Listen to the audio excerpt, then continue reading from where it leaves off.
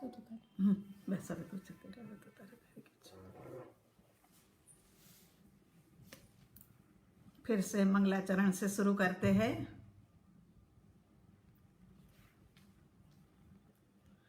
अहो श्री सतपुरुष के वचनामृतम् जगहितकरण मुद्रारु सतसमागम सुप्त चेतना जागृत करण सुप्त चेतना जागृत करण। देव गुरु की आज्ञा लेकर के आप सबको जय जिनेंद्र कहते हुए आज का हमारा सत्संग का विषय परम कृपालु देव रचित पत्रांक 954 नंबर का काव्य के रूप में परम कृपालु देव ने हम सभी मुमुक्षुओं को बोध दिया है। ये इनका अंतिम संदेश है। इसके बाद में इन्होंने कुछ भी लिखा नहीं है। ये केवल मृत्यु के 11 दिन पहले देह त्याग किया, उससे 11 दिन पहले ये काव्य लिखा। जब भी कोई ज्ञानी पुरुष, जब भी कोई संत जन या सत्पुरुष अपनी यात्रा संपन्न करते हैं और अगली यात्रा की ओर आगे बढ़ते हैं, तब जाकर जो भी अंतिम संदेश देते हैं वो बहुत महत्वपूर्ण होता है। वो संदेश के अंदर में उनके पूरे जीवन का निचोड़ होता है। वैसे भी सांसारिक जगत में भी हम देखते हैं ना कि कई बार पिता मृत्यु शैया पर हो तो बच्चे पूछते हैं कि आपकी कोई इच्छा है, आपने कुछ कहना है, आपने कुछ बताना है क्या। इस प्रकार से वो अपनी अंतिम इच्छा बताते हैं। उसके अंदर में पूरे जीवन का निचोड़। यहाँ पर परम कृपालु देव भी तो हमारे अध्यात्म फादर ही तो है। इसी कारण से उनको हमारी चिंता हुई कि ये मुमुक्षु जनों के लिए कुछ अधिक उपयोगी हो जाए। ऐसा मैं उनको मतलब कुछ संदेश दूं कि जिसके कारण से उनका अध्यात्म उत्थान होता रहे। सद्गुरु के सामने बैठने से, सद्गुरु के सामने बैठ कर के सत्संग सुनने से जीव का उत्थान नहीं होता है। सद्गुरु के माध्यम से जो बताया है, उसका जो भी बताते हैं उसका आचरण करने से हमारी आत्मा का उत्थान होता है। तो यहाँ बहुत सुन लेने से तो कभी कभी एक भ्रांति भी हमारे भीतर हो जाती है कि हम बहुत जानते हैं। ये जो भ्रांति है ना, वो ही हमारे अध्यात्म पथ के ऊपर अवरोधक बनती है। ये अध्यात्म पथ में अवरोधक भ्रांति मिटाने के लिए यहाँ पर संदेश दिया गया है। ये काव्य के रूप में है। एक एक दो दो गाथा लेते जाएंगे और आगे बताते जाएंगे। सबसे पहली गाथा आपके पास भी वैसे हमने मोबाइल के थ्रू भेजा है, आप भी अपने सामने रखिए ताकि क्या है कि आपको भी सुनने में भी आनंद आएगा और उसके साथ साथ में बोध की आपकी गहराई में उतरेगा। और फिर जब भी आप सुनोगे ना, जब भी ये काव्य पढ़ोगे ना, तो आपके भीतर में वो जो सुना हुआ बोध है ना, वो फिर से जागृत होगा। तो पहली गाथा में कहते हैं, इच्छत है जो जोगी जन अनंत सुख स्वरूप, मूल शुद्ध वह आत्मा पर पद सयोगी जीन स्वरूप। प्रथम गाथा में इच्छत है जो जोगी जन। जोगी जन जो होते हैं ना, जोगी जन किसको कहा जाता है? सबसे पहले तो यही समझ लेते हैं कि जोगी जन माने कौन? क्या जिन्होंने जोग ले लिया है वो, या जिन्होंने संसार छोड़ दिया है वो? ऐसी कोई बात यहाँ पर नहीं कही गई है। परम कृपालु देव ने कहा है कि जोगी जन माने सच्चा शिष्य। कौन है वह सच्चा शिष्य? वो ही बात, सत्संग में आ जाने से कोई सच्चे शिष्य नहीं बन जाते हैं। सच्चे जोगी कौन है?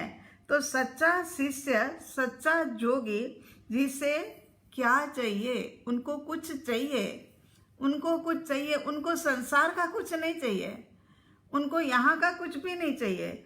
उनको तो जो चाहिए ना वो अनंत सुख, अनंत सुख चाहिए। देखो गाथा में आ ही गया है कि इच्छत है जो जोगी जन अनंत सुख स्वरूप। अनंत सुख, उनको सुख तो चाहिए लेकिन अनंत वाला सुख, कि जिसका कभी भी एंड ना आए। एंडलेस सुख जो होता है ना, ऐसा सुख चाहिए। ये जिनकी भीतर के अंदर में डिमांड पड़ी हुई है ना, वो सच्चा जोगी जन कहा जाएगा। वो सच्चा जोगी जन कहो, चाहे मुमुक्षु कहो, चाहे साधक कहो, चाहे शिष्य कहो, जिसमें भी ले लो, मगर वो ही सच्चा जोगी जन है। अब अनंत सुख स्वरूप, तो अनंत सुख स्वरूप है, वो है कैसा? वो है कहाँ पर? मिलेगा कहाँ पर? कहाँ जाने से वो मिले? सदगुरु के पास जाए, या साधु संतों के पास जाए, या आचार्य उपाध्याय के पास जाए? तो यहाँ कह रहे हैं कि मूल्य शुद्ध वह आत्मपद, ये तेरे स्वयं के पास ही है। मूल शुद्ध वह आत्मपद, जो तुझे अनंत सुख चाहिए ना, वो तेरी आत्मा में ही भरा पड़ा है, वो तेरी आत्मा के अंदर में ही है।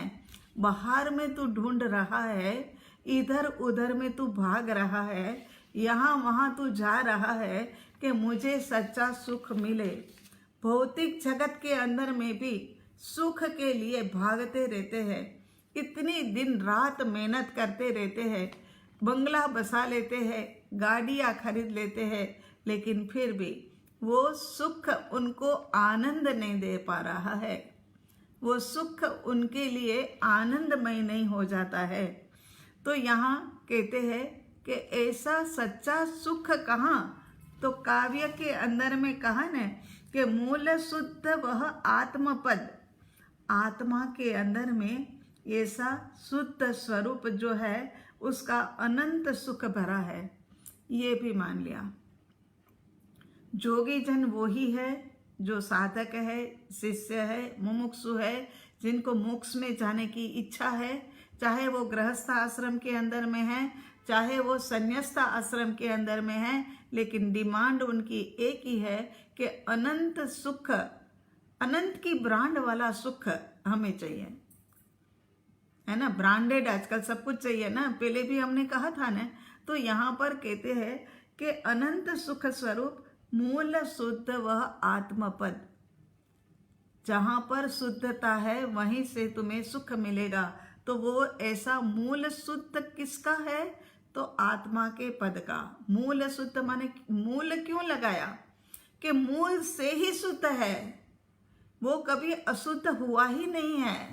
मूल से शुद्ध जो होता है वो कभी भी अशुद्ध होता ही नहीं है।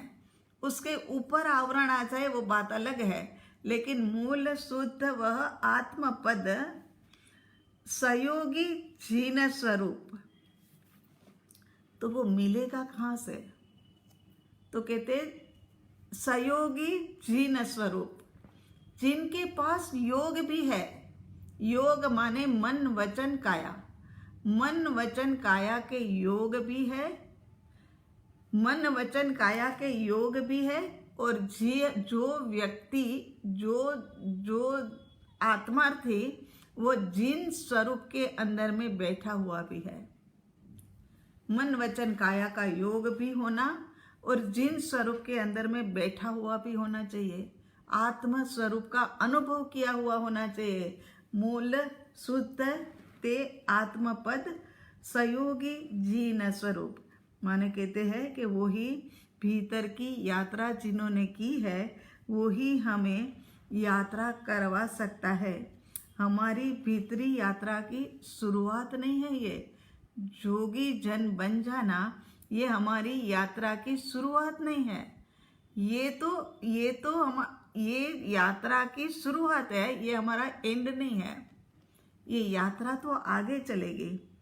हमारा लक्ष्य तो अनंत सुख पाने का है। अनंत सुख पाने के लिए, अनुभव करने के लिए भीतर से उर्मियाँ उठनी चाहिए। अनंत सुख पाने के लिए भीतर से उर्मियाँ उठनी चाहिए। भीतर से आवाज आनी चाहिए कि बस तू ही तू, तू ही तू। ऐसी आवाज आए। जब तक हमारे भीतर से ऊर्जा की तरंगे ना उठे, तब तक हम सच्चे शिष्य माने नहीं जाएंगे। वही ब्राह्मी वेदना की गत स्वाध्याय में सुना था। ब्राह्मी वेदना, बस भीतर से ऐसी वेदना कि मछली को निकाल करके, पानी से निकाल करके रेत के ऊपर डाला जाए और जैसी तड़पन मछली को होती है वैसी तड़पन हमें होवे, हमें जब तक आत्मा अनुभूति ना हो तब तक। ये ब्राह्मी वेदना गत स्वाध्याय में ही सुना है, बहुत ही अच्छे से विस्तार से सुना है। तो अनंत सुख का लक्ष्य बने, लक्ष्य के अनुरूप पुरुषार्थ जगे, तब जाकर के हम सच्चे जोगी जन हैं। तब तक नहीं है। हम चाहे महाविद्या में सालों सालों से आते हैं, प्रवचन सुनते हैं, शिविर भरते हैं, हर जगह पर पूरा अपना योगदान दे करके हम हर कार्य करते हैं, लेकिन फिर भी सच्चे जोगी जन नहीं है। सच्चे जोगी जन तो आप तभी माने जाओगे कि भीतर से उर्मियाँ उठे, स्पंदन उठे कि अनंत वाला सुख मुझे चाहिए। ऐसी उर्मियाँ उठे तब जाकर के। ऐसा अनंत सुख पाने के लिए लक्ष्य कौन सा? लक्ष्य कौन सा? तो कहते हैं मूल शुद्ध वह आत्मपद। आत्मपद का ही हमारा लक्ष्य हो। लक्ष्य हमारा आत्मपद का। मूल शुद्ध माने शुरू से ही मौलिक शुद्ध, कभी अशुद्ध हुआ ही नहीं है। चाहे वो नरक में गया, चाहे वो तिर्यंच में आया, चाहे वो मनुष्य बना, लेकिन वो कहीं पर भी अशुद्ध हुआ ही नहीं है। शुद्ध ही शुद्ध है, कभी अशुद्धि उसे लगी ही नहीं है। लेकिन ऐसे शुद्ध स्वरूप की प्राप्ति कैसे हो? सच्चा जोगी जन, उसे अनंत वाला सुख चाहिए, यही इनका निर्णय है, दृढ़ निर्णय है। और वो कहाँ है वो भी खोज कर ली कि वो मूल शुद्ध वह आत्मपद, आत्मा के अंदर में वह। और वो मिलेगा किससे? तो वो भी समझ लिया कि जो सहयोगी जीन स्वरूप में विद्यमान है, जिनके पास मन वचन काया के योग भी है और जो आत्मा के अंदर में रमणता भी कर रहे हैं। इसी कारण से तो सिद्ध भगवान तो अनंत हो गए, अनंत हो गए, लेकिन उनका नाम दूसरे नंबर के ऊपर। और उसका कारण यही रहा कि अरिहंत परमात्मा के पास योग है और अरिहंत परमात्मा की देशना के अंदर में लाखों जन आकर के देशना सुनते हैं और देशना का अमल करते हुए चतुर्थ गुणस्थानक में आते हैं। चतुर्थ वाले पंचम में, पंचम वाले षष्टम में, ऐसे करते करते करते श्रेणी बढ़ते जाते हैं।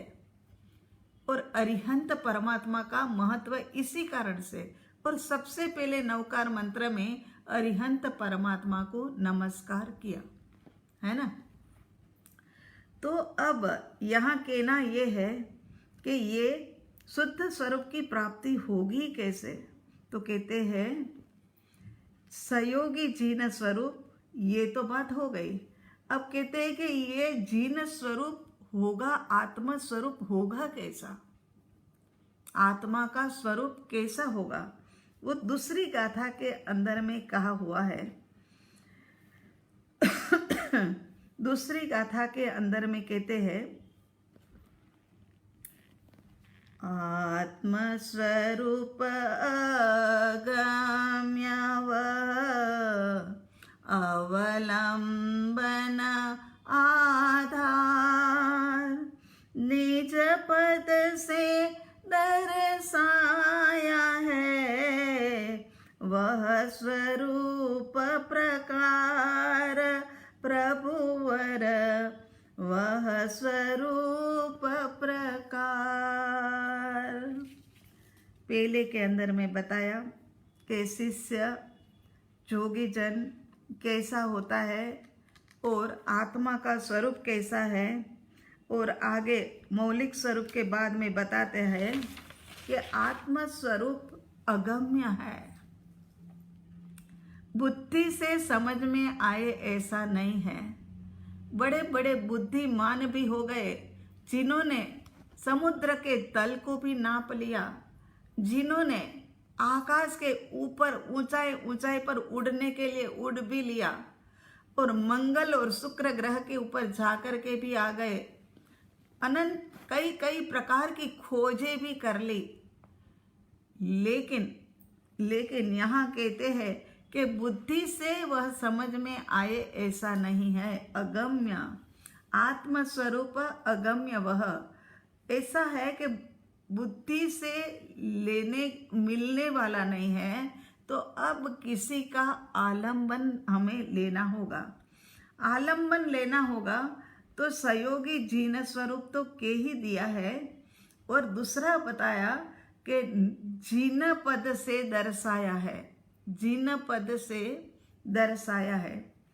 जो अपने योगों सहित शुद्ध स्वरूप में बैठा है, वो अगम्य आत्म स्वरूप किसी भी सत्पुरुष के माध्यम से समझा जा सकता है, और समझा भी वही सकते हैं, बाहर कहीं नहीं मिलेगा। इसीलिए लिखा है कि अवलंबन आधार। तो क्या शास्त्रों से प्राप्ति नहीं होगी? शास्त्र इतने शास्त्र लिखे हुए हैं, तो उससे हमें शास्त्र से प्राप्ति नहीं होगी। तो कहते हैं कि शास्त्र का रोल कितना है, शास्त्र का रोल कितना है। तो शास्त्रों की भी एक लिमिट होती है। शास्त्र के अंदर में भी कहते हैं कि चारों, चाहे शास्त्र हो चाहे संप्रदाय हो, लेकिन सहयोगी जीन स्वरूप के माध्यम से ही समझ में आएगा।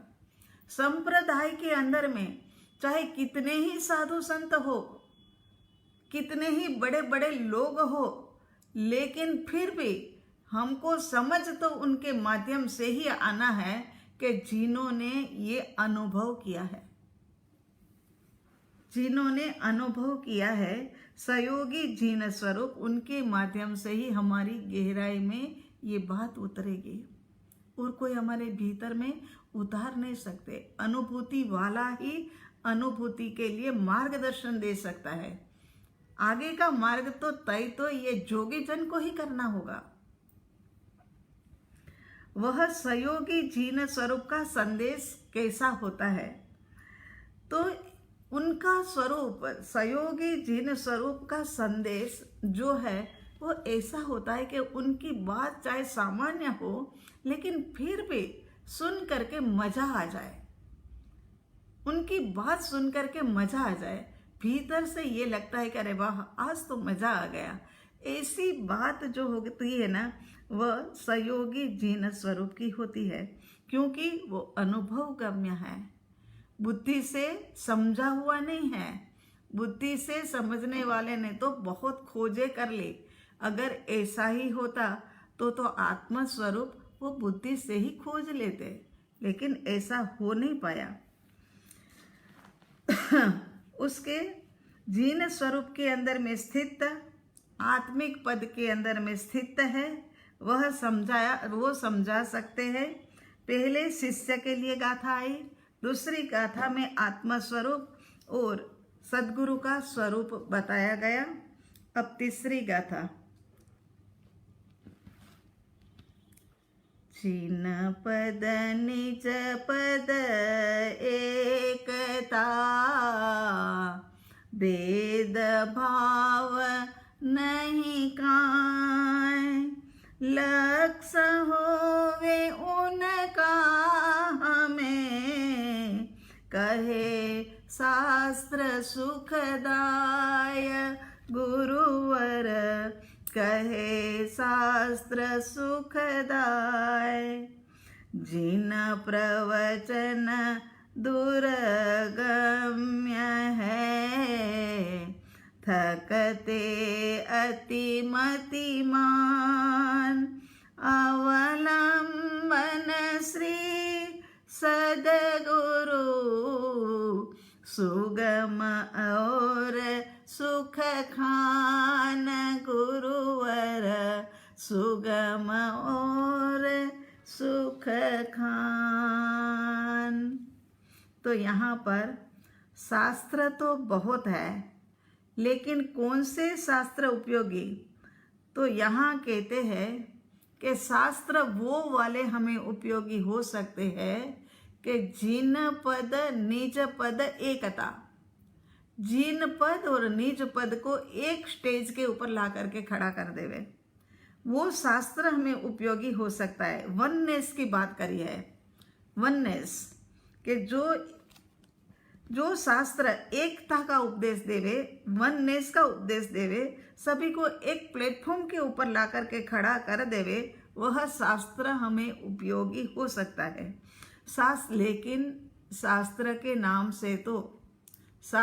नाम से तो आजकल इतनी ज़्यादा मूसातूसी चल रही है। कोई कहते हैं कि हमारे 32 आगम सही है, दूसरा कहता है नहीं 45 में ही सब बातें खुल के बताई है। मगर इन कहने वाले को हम ये पूछते हैं कि क्या आपने 32 आगम, 45 आगम या कुछ आगम पढ़े हुए हैं कि केवल बात ही बात है?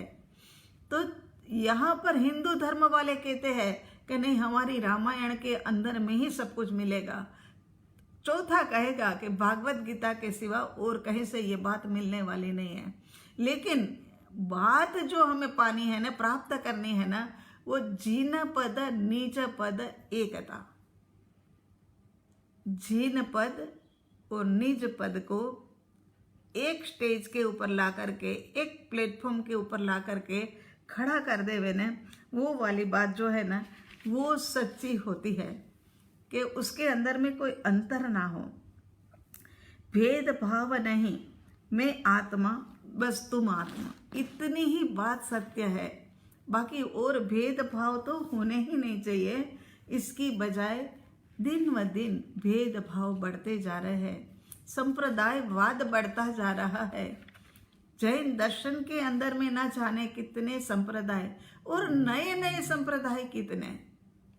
तो यहाँ कहते हैं कि भेदभाव नहीं कायम, नीच पद के अंदर में और जिन पद के अंदर में किसी भी प्रकार का कोई अंतर नहीं है, भेदभाव नहीं कायम।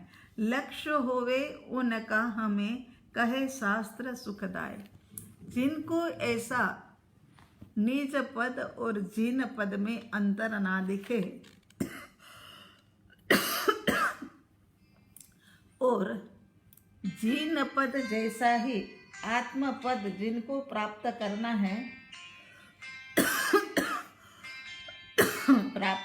है, वो ही व्यक्ति इस सुखदायी बात को समझ सकती है। तो जिनेश्वर भगवान ने जो मार्ग बताया है वह इतना दुर्गम्य है कि थकते अति मति माय। देखो आया चौथी गाथा के अंदर में, जीन प्रवचन दुर्गम्य है, थकते अति मति मान, अवलंबन श्री सदगुरु, सुगम और सुख खान। थकते अति मतिमान माने अत्यंत बुद्धिशाली भी थक जाए। वही बात हमने आपको अभी करी ना दुर्गम्य में, कि ऐसा है ना कि बुद्धिशाली व्यक्ति, ये बुद्धि का मार्ग ही नहीं है, ये बुद्धि का मार्ग ही नहीं है। ये बुद्धिशाली भी थक जाते हैं। ये शब्दों का, ये बुद्धि का, ये मन का किसी का मार्ग नहीं है, ये तो अनुभव का मार्ग है। जो अनुभव करता है ना, वो ही समझ पाता है कि ये मार्ग दुर्लभ्य है। ऐसा नहीं, जो जिसने अनुभव किया है ना, उनको दुर्लभ्य ही लगेगा। मगर अगला स्वाध्याय जो आने वाला है वो सत्य, सरल है, सुगम है, उसी के ऊपर में आने वाला है। तो जिन्होंने अनुभव नहीं किया है ना, उनको लगता है अरे माँ कब होगा, समझ नहीं आता है। अरे शुद्धिकरण हो रहा है, आगे बढ़ते जा रहे हो, अब ऐसे अधीर ना हो जाओ। आपके भीतर में कितना अंतर आया पहले के हिसाब से, वो चेक करो ने। ये चेक करने का कार्य तो मेरा ख्याल तो प्रतिदिन करना चाहिए कि हमारे भीतर में कितना अंतर आया, पहले में और अब में कितना अंतर आया है। अवलंबन श्री सदगुरु सुगम और सुख खान, कितनी बढ़िया बात बताते हैं कि अवलंबन श्री सदगुरु सुगम और सुख खान। सत्य पुरुष के, ज्ञानी पुरुष के वचनों का आलंबन लेकर के मार्ग सुगम और सुख खान लगेगा। सुगम माने सत्य सरल है, आएगा ना, सत्य सरल है माने सत्य जल्दी से मिल जाने वाला है। उसके बाद फिर सुगम लिखा। सुगम क्यों लिखा? इसीलिए लिखा कि जो पाने की जिज्ञासा है ना, उनका मार्ग जो है ना वो बताने वाला, मतलब वो सुगम। और यहाँ पर क्या कहा है कि सत्य सुगम है, ये सत्य जो है वो सुगम है, मिल सके ऐसा है। इसी कारण से तो अनंता सिद्ध हो गए, सबसे ज्यादा सिद्ध है पंच परमेष्टि के अंदर, है ना। तो फिर यहाँ पर सुगम और सुख खान, इन सद्गुरु जिनका अवलंबन हम लेने जा रहे हैं, जिन सत्पुरुष का अवलंबन हम लेने जा रहे हैं, वो कैसे है? सुगम और सुख खान माने ये सुगम और सुख खान लगने वाला। सुख खान, कितना सुंदर शब्द लगाया यहाँ कृपालु देव ने कि खान में से जैसे निकलता ही जाता है, हीरो की खान में से हीरा निकलता ही जाता है ना। सोने की खान में से सोना निकलता ही जाता है।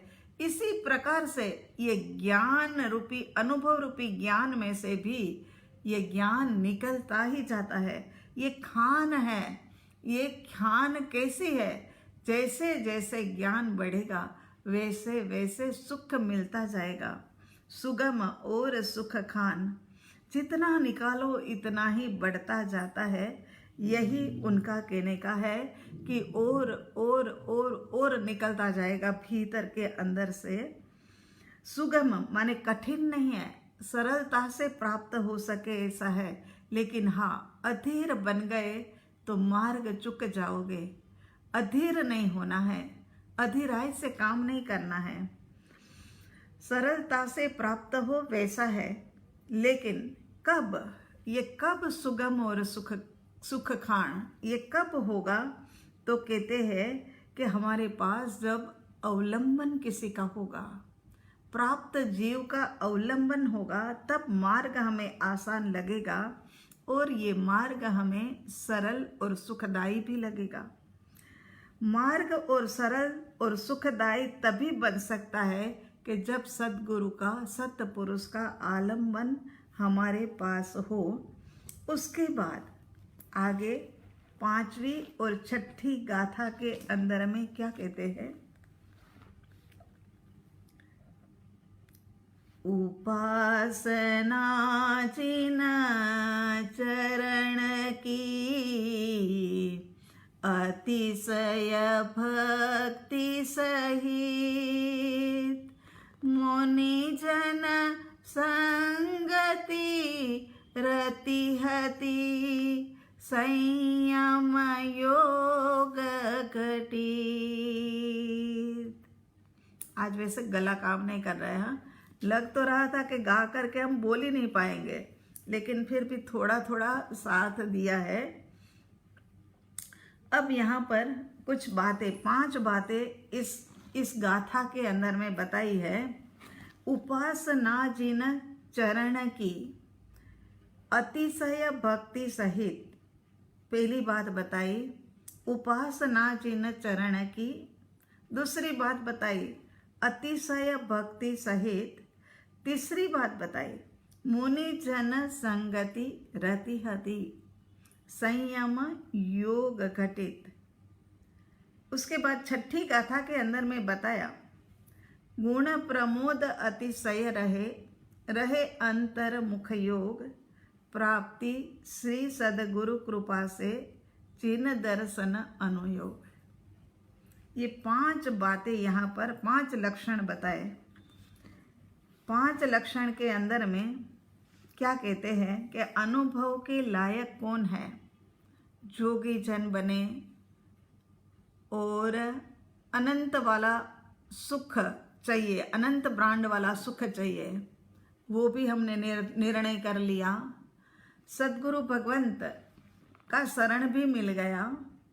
आत्मपद कैसा है वो भी पता लग गया कि मूल शुद्ध है, वो आत्म स्वभाव अगम्य है ये भी जान लिया। उसके अंदर में आलंबन हमें जीन पद का ही लेना पड़ेगा। उसके बाद निज पद निज जीन पद निज पद एकता। उसके अंदर में कहीं कोई भेदभाव ना हो। मैं आत्मा, आप सभी आत्मा और विश्व के सभी जीव आत्मा, ये बस हमारे भीतर में भावना आए, एक लेवल के ऊपर हम सभी इकट्ठे हो जाए, खड़े हो जाए। ऐसा जीन पद निज पद एकदा लक्ष्य होवे उनका हमें शास्त्र सुखदाई। ऐसा लक्ष्य कराने वाले शास्त्र यदि है तो वो हमें सुखदाई लग सकते हैं। लेकिन फिर भी याद रखना, शास्त्र से समझ लिया, आलम्बन तो फिर भी सदगुरु जो जीन स्वरूप है ना, सहयोगी जीन स्वरूप है ना, उनका ही लेना पड़ेगा। क्योंकि शास्त्र मूक है। शास्त्र में समझ लेने के बाद, अनुभव हो जाने के बाद फिर भी हमें कुछ मार्ग और अधिक मिल सकता है। तो यहाँ जीन प्रवचन दुर्गम्य है। जिनेश्वर परमात्मा का जो ये मार्ग है ना, इसको समझना बहुत ही दुर्गम्य है। इसमें तो बड़े बड़े बुद्धिमान जो है ना वो भी थक जाते हैं। वहाँ पर हमें आलम्बन लेना होगा केवल एकमात्र सदगुरु, और वो ही सदगुरु हमें सुगम और सुख खान बन करके समझाएंगे। उपासना जिन चरण की, अब यहाँ पर आए हैं उपासना जिन चरण की अतिशय भक्ति सहित मुनि जन संगति रतिहति संयम योग घटित। इसके अंदर में 3 बातें आई और छठे के अंदर में 2 बातें आई। तो ये अनुभव के लायक कौन है उसके लिए बात बता रहे हैं। सत्पुरुष की कृपा पाने के लायक कौन है? तो इस गाथा में 5 बातें बताई। कृपा बरस रही है लेकिन हमको छू नहीं रही है। इसका कारण क्या है? बरसात तो बरस रही है, जोरों से बरस रही है, लेकिन रेनकोट पहन करके बाहर निकले तो चाहे कितनी भी बरसात बरस रही हो, लेकिन हम गीले नहीं होते हैं।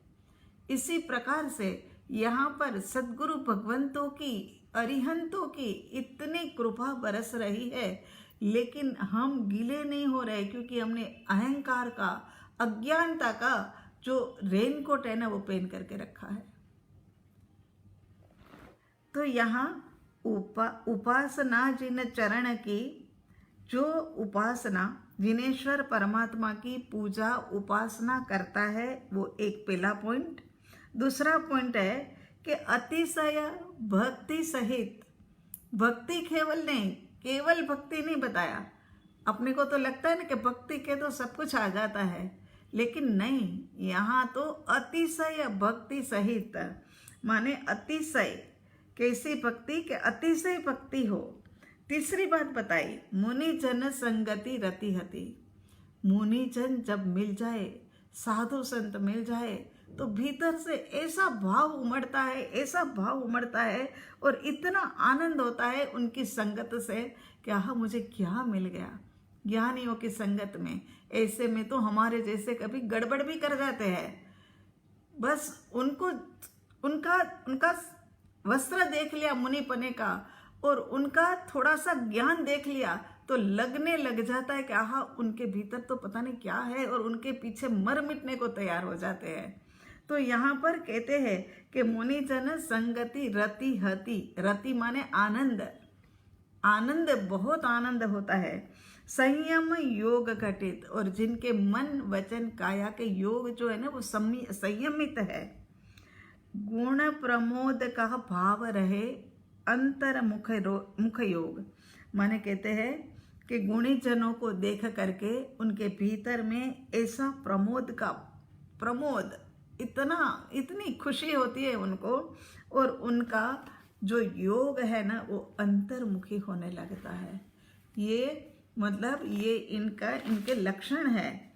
ये 5वीं और 6ठी गाथा के अंदर में बोध के लायक कौन है तो उसके बारे में बताया। अब 7वीं गाथा आएगी। गुरु का वचन, गुरु की आज्ञा, गुरु का आदेश कैसा होता है, कैसे होते हैं वो वचन गुरु के गले के कारण से ऐसे ही बोल लेते हैं। प्रवचन समुद्र सिंधु में उलटात है जो, पूर्व 14 की लब्धि का उदाहरण भी त्यों, ये गुरुवर उदाहरण भी त्यों। अब कह रहे कि गुरु की आज्ञा का, गुरु के वचन का आदेश कैसा होता है, सत्पुरुष का वचन कैसा होता है। तो कहते हैं कि एक बूंद के अंदर में पूरा समुद्र समा जाए। जैसे कि समुद्र के एक बूंद में समुद्र के सारे लक्षण आ जाते हैं, सारे क्षार और जलीय तत्व जो होता है, जल के तत्व वो सब कुछ आ जाता है। इसी प्रकार से यहाँ अथाह ज्ञान असीम को सीमित करके एक बूंद के अंदर में समा देना। ज्ञान रूपी सागर इतना लहरा रहा है ज्ञानी पुरुष के भीतर में, लेकिन वो एक बिंदु के अंदर सागर को गागर में समाने वाली बात, वो गागर में समा जाए, एक बिंदु के अंदर में समा जाए, इस प्रकार का बोध देते हैं। पूरे शास्त्र के शास्त्र समझाने नहीं बैठ जाते हैं। ऐसे समझाने बैठे तो न जाने कितना समय निकल जाए। समझाने नहीं बैठते हैं, वो है ना उसमें से अल्प करके जो मुख्य है, जैसे हमने कहा कि मैं आत्मा हूँ, ये जैसे 32 आगमों का सार है, अरिहंत परमात्मा की देशना का सार है कि मैं आत्मा हूँ, आप भी आत्मा हो। ये तो इसी प्रकार से एक समुद्र को बिंदु के अंदर में समाने की ताकत उनके भीतर है। उसके बाद की लाइन जो है ना, 14 पूर्व की लब्धि का उदाहरण भी जो ये कृपालु देव ने अपने लिए कही है, अपने लिए बताया है कि 14 पूर्व की लब्धि का उदाहरण भी त्यों, माने 14 पूर्व की लब्धि माने असीमित ज्ञान, उसके लिए ये कहा जाता है। वैसे तो आप सब जानते ही होंगे, फिर भी संक्षिप्त के अंदर में कि एक पूर्व का ज्ञान माने एक हाथी एक अंबाड़ी, वो डूब जाए, इतनी शाही बनाई जाए और शाही पूरी की पूरी खत्म हो जाए, इतना लिखा जाए, वो एक पूर्व कहा जाता है। फिर 2 में 2 हाथी 2 अंबाड़ी, 3 के अंदर में 4 हाथी 4 अंबाड़ी, 4 के अंदर में 8 हाथी 8 अंबाड़ी, वो डूब जाए माने असीमित ज्ञान, उसको 14 पूर्व कहा जाता है। ऐसे 14 पूर्व की लब्धि का माने हमें ये भी यहाँ से समझ आता है कि कि ये 14 पूर्व की लब्धि जो है ना वो इन परम कृपालु देव के पास होगी। और उदाहरण भी क्यों कहा कि ये उदाहरण है हमारे पास इसका, कि समुद्र को बिंदु में समाने का और 14 पूर्व के ज्ञान को थोड़े से में सीमित में समा देना, ऐसे आत्म सिद्धि जो शास्त्र लिखा है उसके अंदर में उदाहरण भी आत्म सिद्धि के ऊपर उन्होंने ये बात रखी है। प्रवचन समुद्र बिंदु में उलट आता है जो पूर्व 14 की लब्धि का उदाहरण भी माने मतलब कि 14 पूर्व की लब्धि का मैंने उदाहरण भी आपको दे दिया है, और वो है आत्मसिद्धि शास्त्र। आत्मसिद्धि शास्त्र के अंदर में 14 पूर्व का सार आ जाता है। कोई भी शास्त्र हाथ में उठा लो, कहीं से भी उठा लो, कोई भी आगम ले लो, सबके अंदर में जो लिखा है ना वो आत्मसिद्धि में तो मिलेगा ही मिलेगा। आत्मसिद्धि में तो है ही है, क्योंकि ये 14 पूर्व का लब्धि का सार है आत्मसिद्धि शास्त्र। तो यहाँ असीम और अनंत ज्ञान का आशय क्या था? अनंत अथाह सीमित कर सकते हैं, ये जो अथाह ज्ञान है ना उसको भी समेट लेना ये कला परम कृपालु देव के पास थी। और इसी कारण से उन्होंने थोड़ी के अंदर में, हमने आपको कुछ समय पहले बताया था कि परम कृपालु देव को इतना लोग क्यों मानने लग गए हैं, क्योंकि उन्होंने 32 आगमों का सार जो है ना वो वचनामृत के अंदर में भर दिया है, समुद्र बिंदु में समा गया ना। पर 14 पूर्व की लब्धि का सार जो है वो केवल एक आत्मसिद्धि शास्त्र के अंदर में आ गया। तो यहाँ पर कहते हैं कि सदगुरु के 2 शब्द सुनने को मिल जाए ना तो भी अहोभाग्य समझ लेना, अपना सद्भाग्य समझ लेना। परम कृपालु देव ने समुद्र लिख करके गहराई की ओर इशारा किया है। परम कृपालु देव ने समुद्र लिखा ने, मतलब गहराई की ओर इशारा करते हैं। कि 8वीं गाथा में बताते हैं कि सत्संग सुनते हैं, सदगुरु अच्छे भी लगते हैं, उनके प्रति भाव भी बहुत ही उमड़ करके आते हैं, लेकिन फिर भी हम कामयाब क्यों नहीं हो रहे हैं? तो उसका भी कोई कारण तो होना चाहिए ना। मति के योग जो है वो हमारे उधर की दिशा में आगे क्यों नहीं बढ़ते हैं? तो यहाँ 8वीं गाथा में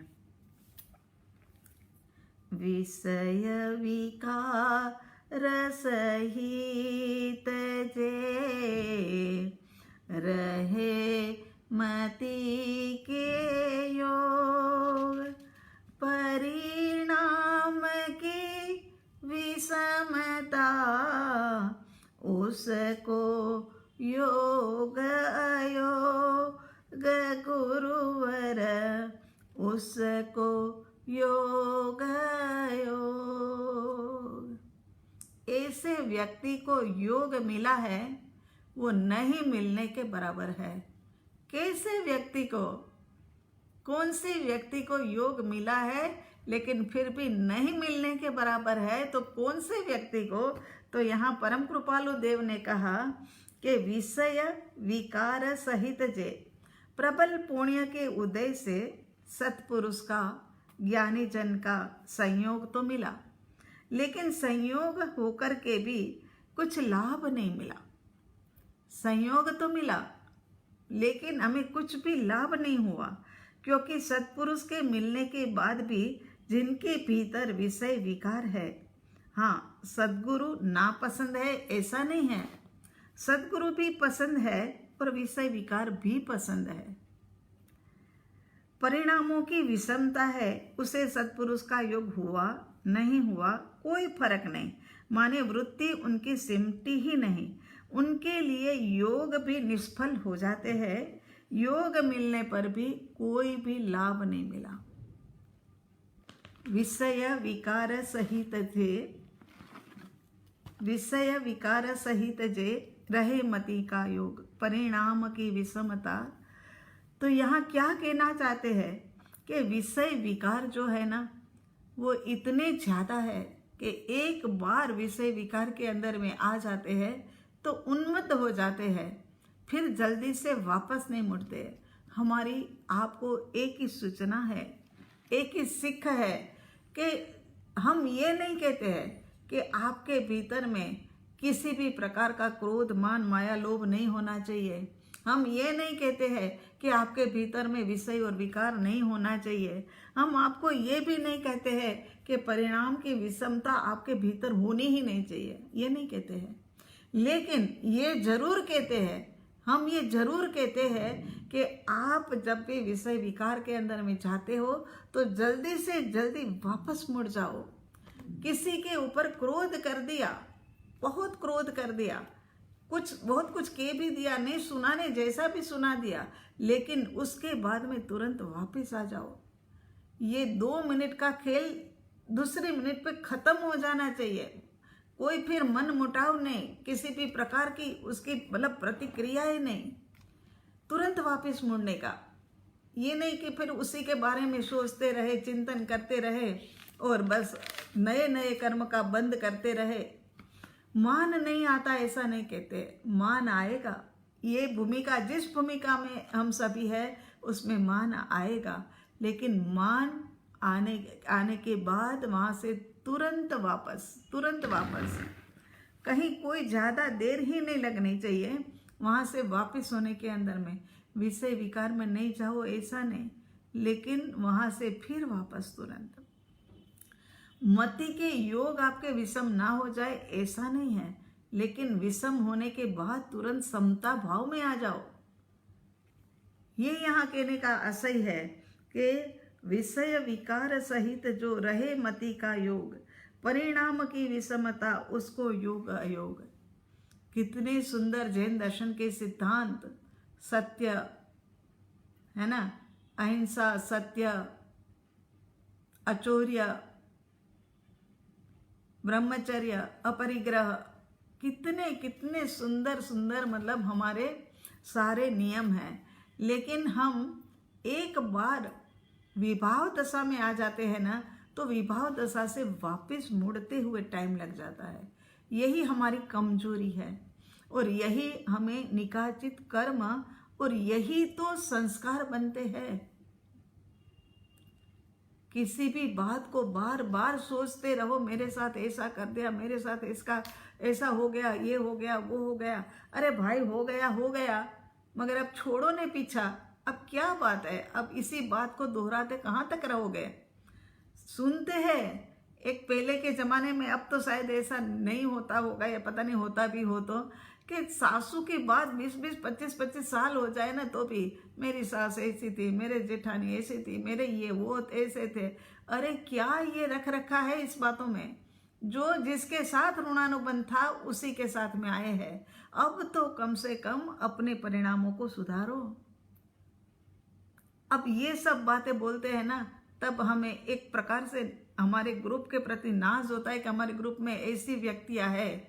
सबसे पहली व्यक्ति के अंदर में लिया जाए तो हम भूमिका प्रभु का उदाहरण, ऑस्ट्रेलिया से आए, एक तो शिविर करने के लिए ही स्पेशल आए और 3 दिन की या 7 दिन की कुछ शिविर थी, उसमें आए। रात्रि के समय उनका जो विमान प्लेन आता है, फ्लाइट आई और हमारे पास वो आए। हमारे पास आए, शिवांश छोटा सा था, 2-2.5 साल का।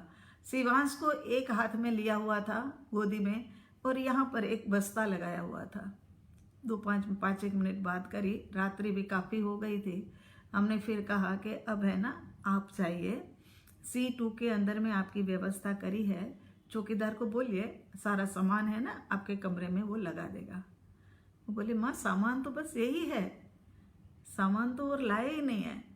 बेटा छोटा है 2.5 साल का और खुद ने भी 7 दिन के शिविर में रहना है, तो शिविर के कपड़े अलग, खुद के कपड़े अलग, मगर फिर भी पीछे में जो एक बैकपैक लगा था उसी के अंदर में उनका सारा सामान। कोई परिग्रह नहीं ज़्यादा। सोचा कि शायद कल सौरभ प्रभु आएंगे तो वो लेकर आने वाले होंगे, बच्चा इनके पास छोटा था। सीधे हमारे कमरे में माँ जय जिनेंद्र, और उसके बाद हमने कहा कि हाँ आ गए, अच्छा किया, और कहा कि अब आप कमरे में विश्राम करो। तो वो समय पर भी उनके पास एक ही पीछे की हैंडबैग बस, और कुछ भी सामान नहीं।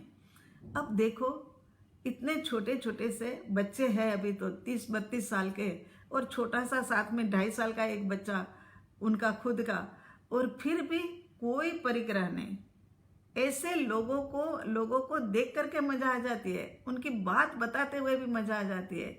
और दूसरी व्यक्ति हमारे ग्रुप के अंदर में है जिनका नाम है अमिताबेन।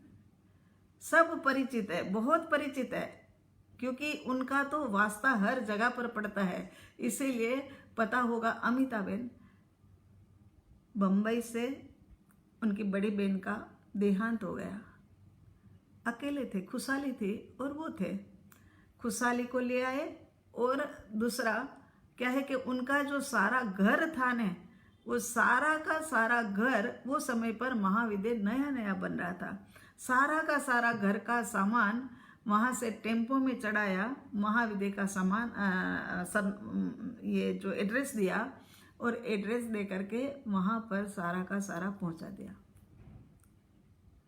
ये देखो, कहाँ मतलब कोई आसक्ति नहीं, देखा भी नहीं, यहाँ तक कि साड़ी गहने जो भी है वो सब कुछ ऐसे के ऐसे पैक होकर के यहाँ महाविद्यालय में उतर गया। फर्नीचर इतना था, अलमारियाँ इतनी थी, सब कुछ उतर गया। उसके बाद अभी अभी महाविद्यालय क्षेत्र में अब वो रहने के लिए आ गए। उनके पास भरा भरा पूरा घर था। एक रईस घर का ठिकाना कैसा होता है वो आप लोग समझ सकते हो। ऐसे रईस घर के अंदर में रहने वाली ये व्यक्ति हर प्रकार की सुविधा, और जब किरण भाई के देह परिवर्तन करने के बाद में उन्होंने महाविद्यालय के अंदर में आना था, तो कहा कि वहाँ का सारा घर यहाँ पर ले आए, लेकिन हमने मना किया कि अब महाविद्यालय में पर्याप्त सामान सबके सहयोग से हो गया है, अब ना हमें पैसा चाहिए, ना हमें कोई सुविधा चाहिए, ना कोई सामान चाहिए। तो उन्होंने, खुशहाली ने, उन्होंने, उनकी दोनों बेटियों ने, जमाइयों ने, सब ने मिल कर के सारा का सारा कोई एक संस्था को जाकर के दे दिया। कोई किसी भी प्रकार की आसक्ति का नाम ही नहीं। ये कैसा व्यक्तित्व, और ऐसा व्यक्तित्व हमारे मुमुक्षु ध्यानदीप परिवार के अंदर में है। कल को साड़ी नहीं लेकर के आए हैं, आज पहनी है, और परसों देखो तो तीसरे के पास वो पहुंच गई होती है, नहीं उनको अच्छी लगी थी। तो ऐसी अपरिग्रहित दशा हम चाहते हैं कि ज्यादा से ज्यादा लोगों की हो। तो यहाँ पर क्या कहते हैं कि विषय विकार सहित जे रहे मति का योग, परिणाम की विषमता उसको योग अयोग। बस वही बात है कि जो भी बुरे परिणाम आपके भीतर में आए, विषमता आ गई, तुरंत ही ड्रॉप इट, तुरंत ही इमीडिएटली उसको है ना खत्म कर दो। उसको है ना ज्यादा लंबा करने की जरूरत ही नहीं है। और जल्दी उसके बाद की गाथा के अंदर में अब हम एक साथ में हम 3 गाथाएं लेंगे। विषय विकार सहित जो वो तो हो गया है ना। बस तो हमारा कहना यही है कि जो भी कसाई में जाने का होता है, न जाओ, बिल्कुल ना जाओ। ये तो इस भूमिका के अंदर में मुश्किल है। ऐसा भी एक समय आएगा कि जिस समय पर आप बिल्कुल भी ये विषय विकारों में नहीं जाओगे, लेकिन अभी तो जा रहे हो ने, तो वहाँ से वापस मुड़ जाओ। हम ये नहीं कहेंगे कि आप धन कमाना बंद कर दो। ये भूमिका में धन की आवश्यकता है तो चाहिए होगा, लेकिन उसी के साथ साथ में धन का जहाँ पर सदुपयोग करना चाहिए वहाँ पर सदुपयोग भी करते रहो। ये सारे मति के योग जो है ना, वो समता के अंदर में रखो, विषमता के अंदर में मत ले जाओ। तो जाकर के ये योग जो मिला है ना, वो सफल हो सकेगा। वरना तो उसको योग अयोग, माने उसको योग तो मिला मगर नहीं मिलने के बराबर अयोग के बराबर हो गया। अब उसके बाद नौवीं गाथा के अंदर में स्टेज ऑफ डेवलपमेंट, ये तीनों गाथा के अंदर में परम कृपालु देव ने हमारे साधक की भूमिका, एक स्टेज जो होती है वो कैसी होनी चाहिए, ये बात बताइए। नौवीं गाथा के अंदर में 5 पॉइंट दिए हैं, 10वीं गाथा के अंदर में 3 पॉइंट दिए हुए हैं और 11वीं गाथा के अंदर में 3 पॉइंट दिए हैं। जगन्य भूमिका के अंदर में 5 पॉइंट है 9वीं गाथा में, 10वीं गाथा के अंदर में मध्यम के अंदर में 3 है और यहाँ उत्कृष्ट के अंदर में 3, माने 11 लक्षण बताए हैं जगन्य, मध्यम और उत्कृष्ट। उसके लिए मंद विषय और सरलता, सह आज्ञा सुविचार, करुणा कोमलता दिगुण, प्रथम भूमि का धार गुरुवर, प्रथम भूमिका धार, रोके शब्दादिक विषय, संयम साधन राग, जगत इष्ट नहीं आत्म से, मध्य पात्र महाभाग्य गुरुवर, मध्य पात्र महाभाग, नहीं तृष्णा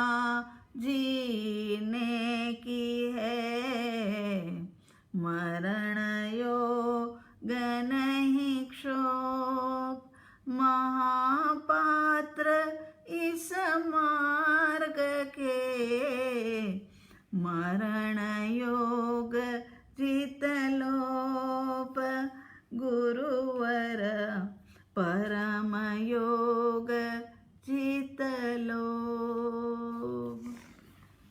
तीनों भूमिका आत्म प्राप्ति के मार्ग में प्रथम भूमिका के योग्य कौन है, वो 9वीं गाथा में बताया। मध्यम पात्र कौन है, वो 10वीं में बताया। उत्कृष्ट कौन है, वो 11वीं में बताया। तो यहाँ कहते हैं कि प्रथम लक्षण मंद विषय, विषयों की मंदता, वो तो बात हमारी अभी अभी हुई कि विषयों के प्रति की मंदता हो। ऐसा नहीं कि किसी के प्रति उखड़ पड़े तो उखड़ ही पड़े, ऐसा नहीं। मान आए तो ये नहीं कि ओहो इतने बड़े स्टेज के ऊपर हमारा मान हुआ, ऐसा नहीं।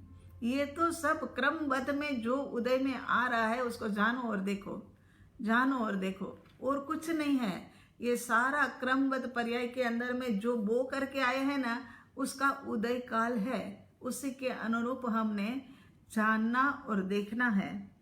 तो यहाँ प्रथम लक्षण है मंद विषय, दूसरा है सरलता, तीसरा है सह आज्ञा विचार, चौथा है करुणा और पांचवा है कोमलता। मोक्ष में विषय तो होंगे लेकिन वह मंद विषय। सरलता के अंदर में मंद विषय के बारे में ऊपर की गाथा में काफी कुछ बता दिया है। उसके बाद में सरलता, हर जगह पर लेट गो करने की भावना, जाने दो, लेट गो, भूल का सुधार करने की भावना रखे। आदत डाली जाए कि जहाँ जहाँ पर भी हमारी कोई गलती हो गई तो गलती को जल्दी से जल्दी ठीक कर लिया जाए और जैसा हम बोलते हैं वैसा ही हम करें, ऐसा ही हमारा आचरण हो, ऐसा, यही तो मतलब सरलता होती है। तीसरा सह आज्ञा विचार, माने सदगुरु ने जो आज्ञा दी है तो उसका विचार कि आज्ञा क्यों दी है, किस लिए मुझे ये आज्ञा दी है, विचार करके सुविचार करके पालन करे। हमारा क्या होता है, दूसरों के बारे में तो हम बहुत कुछ सोच लेते हैं, दूसरों के विषय में तो सोचने के लिए हमारे पास एंडलेस टाइम है, घंटे घंटे तक इन चर्चाओं के अंदर में हम समय व्यर्थ कर देते हैं, लेकिन अपने लिए सोचने का टाइम नहीं होता है। इसी कारण से परम कृपालु देव ने यहाँ सुविचार डाला। सुविचार माने स्वयं का विचार। तो स्वयं का विचार कर और स्वयं का विचार करके अपने अंदर में सुधार कर ले, ये सुविचार। चौथी वाली बात बताए, चौथा लक्षण के भीतर में करुणा, दिन दुखियों को देख करके, ध्यानहीन को देख करके, अज्ञानता के कारण से सुख समृद्धि के अंदर में रचे पचे लोग हैं उनको देख करके कि ये देखो आत्मा का इनके पास कोई विचार करने का अवसर ही नहीं है, ऐसा भीतर में भाव लाए और दिल द्रवित होने लग जाए, तो ये करुणा हमारी कही जाएगी। सबके प्रति, दिन दुखी के प्रति, दिनहीन के प्रति, ध्यान के प्रति, जिनकी नीरसता है उनके प्रति, सबको देख करके भीतर से करुणा जगे। जो ऐसी करुणा जिनके भीतर जगेगी ना, उनको तो फिर बाहर के पशुओं के ऊपर होते रहे दुराचार के प्रति तो बहुत ही गहरी करुणा आएगी। ऐसा लगेगा कि अरे इतना बोझ डाल करके ये लेकर के जा रहे हैं, क्या कर रहे हैं ये सिद्ध भगवंत के ऊपर, इतना बोझ, ऐसा लगेगा। तो यहाँ पर चौथा बताया करुणा और पांचवा बताया कोमलता। हृदय गदगदित और भिंजा ही रहे कि कैसे ये संसार का भ्रमण समाप्त होवे, ये कब तक चलेगा, कब तक ऐसे ही भटकते रहना पड़ेगा। ऐसी जो एक गदगदित स्थिति है वो कोमलता है। यहाँ ये तो हो गया। उसके बाद 9वीं गाथा के अंदर में ये जघन्य भूमिका वाले हैं, उनके 5 लक्षण, मंद विषय, सरलता, सह आज्ञा, सुविचार, करुणा और कोमलता। ये प्रथम भूमिका आधार माने ये प्रथम भूमिका। अब दूसरी भूमिका मध्यम के अंदर में क्या कहते हैं? मध्यम के अंदर में कहते हैं शब्दाधिक रोके शब्दाधिक विषय, माने शब्द आदिक को शब्द आदि कहा है, देख लेना, माने 5 इंद्रिय के विषय आ जाते हैं। यहाँ तो परम कृपालु देव के पास तो ये कला है ना, सागर को गागर में समा देने की। इसीलिए कहते हैं कि शब्दाधिक के विषय में जो सोच करके बोलता है, विचारों पर उनकी अपनी मालिकी होती है। कभी कभी कोई स्थान पर बोलने का मन है लेकिन अधिक महत्वपूर्ण नहीं है तो बोलना भी नहीं चाहिए। और बोलने से, शब्दों के बोलने के कारण से कहीं पर भी कंकास कलेश हो जाए, दूसरे के दिल को दुख पहुंचाए, तो ऐसा वचन बोलना भी नहीं चाहिए। हम जानते हैं ना, हमारे पास ऐतिहासिक उदाहरण है, ये द्रौपदी और दुर्योधन, कितना बड़ा महाविद्य, कितना बड़ा महाभारत हो गया, इतना बड़ा महाभारत हो गया कि उसके अंदर में हजारों ने, लाखों के हिसाब से आत्माओं ने अपना जान गवा दी। तो यहाँ कहते हैं कि मन में जो आया बोल दिया, ऐसा नहीं, चाहे छोटा हो चाहे बड़ा, लेकिन हमारे शब्द या हमारी ऊंची आवाज़ दूसरों को भयभीत करे, ऐसी नहीं होनी चाहिए। हम कहे कि नहीं भाई, हम क्या करें, हमारा बोलना ही ऐसा है, तो सुधार करिए। एक मुमुक्षु बन गए हैं, एक मुमुक्षु एक योगी जन बनने के लिए जा रहे हो और अपने अंदर में सुधार ना हो, ऐसा तो नहीं चलता है। तो यहाँ हमारी ऊंची आवाज़ या हमारे बोलने के शब्द दूसरों के लिए कलेश का कारण नहीं होना चाहिए, उनके दिल को दुख पहुंचाने वाला नहीं होना चाहिए। ऐसा हमारा शब्दाधिक का प्रयोग होना चाहिए। कभी कभी हम कहते हैं कि हम क्या करें, हम बोल देते हैं ना एक बार, तो हमारा मन हल्का हो जाता है। सही बात है, बिल्कुल आपकी बात सही है कि मन हल्का हो जाता है, लेकिन मन का मालिकीपना तो हट जाता है ना। मन के ऊपर जो मालिकीपना रखना चाहिए था वो तो कम हो गया। जो मन में आया वो बोल दिया, तो फिर मालिकीपना तो कम हो गया और गुलामीपना ज़्यादा हो गया। हम शब्द आदि के मालिक है या हम गुलाम हैं, ये सोचो। थोड़ी देर ये तो भारी रहता तो रहता मन, लेकिन ये तो गुलामीपना हमने स्वीकार कर लिया बोल करके। उसके बाद में यहाँ पर शब्दाधिक कहन है तो कहते हैं कि एक उदाहरण ले लो कि बाहर के अंदर में घूमने के लिए निकले हैं फ्रेंड सर्कल के साथ में, और वो कहते हैं कि आइसक्रीम खाते हैं। सब आइसक्रीम के लिए रुक जाते हैं। एक व्यक्ति कहता है कि नहीं, मुझे आइसक्रीम नहीं खाना, क्योंकि मुझे तो है ना जुकाम हो जाता है, मुझे नहीं खाना, आइसक्रीम नहीं खाना। लेकिन वो उनको ये लगता है कि नहीं, खाने का कारण उनका ये है कि ये आइसक्रीम खाने से मेरे कर्म का बंद होगा, क्योंकि वो थोड़ी धार्मिक प्रकृति वाला था। तो सामने वाला व्यक्ति बोलता है कि तेरा मोक्ष नहीं रुकेगा, तो खा ले, आइसक्रीम खा ले, तेरा मोक्ष रुकने वाला नहीं है इससे। तो ये मन की गुलामी के, जो मन में जो आया वो बोल दिया। हम कहते हैं आइसक्रीम खाने से मोक्ष हो या ना हो वो तो बाद की बात है, लेकिन ऐसी गुलामी पने वाली बात करके तो जरूर मोक्ष रुकेगा। तो उसके बाद में उन्होंने कहा है, ये तो कितनी अच्छी बात बताई है कि संयम साधन राग, रोके शब्दाधिक विषय संयम साधन राग, माने कहते हैं कि संयम के साधनों के प्रति का राग। कौन से साधन उनके? संयम के साधन कौन से? क्या साधु भगवंत बनकर के निकल जाना? ये ना, यहाँ ये बात नहीं बताई। निकल जाए अच्छी बात है, वो भी एक साधन है, लेकिन पहले ध्यान, सत्संग, स्वाध्याय, भक्ति, यात्रा, मुमुक्षुओं के साथ में धर्म चर्चा आदि सब में रुचि होनी चाहिए। और ऐसी रुचि के कारण से भीतर में एक आनंद का संचार होता है। संयम साधन राग, संयम के साधनों के प्रति राग। वितरागी तो हुए नहीं ना, अभी तो योगी जन की, भोगी जन की बात चल रही है ना। तो यहाँ कहते हैं कि मतलब संयम के साधनों के प्रति का राग हमें होना चाहिए, और होता है। देखते हैं महाविद्य क्षेत्रम के अंदर में जब शिविरें लगती है, 3 दिन की, 7 दिन की, ऐसी शिविरें लगती है, तो सबको ड्यूटी सौंपी जाती है। काम करने वाले कितने भी हो, मगर ड्यूटी से उनके सामने रहकर के काम ना करवाया जाए, तब तक क्या है कि काम होता नहीं है। इसी कारण से ड्यूटी लगाई जाती है कि किचन के अंदर में क्या क्या राशन आना है, क्या क्या मेन्यू बनना है। उसके अंदर में अभिलाष जी है, सरोज बेन है, मेन तो सरोज बेन वहाँ रहते, तो सरोज बेन को तो बहुत कुछ होता है। और यहाँ उषा जी है, प्रतिभा प्रभु है, कमरे के अलॉटमेंट के अंदर में लग जाते हैं।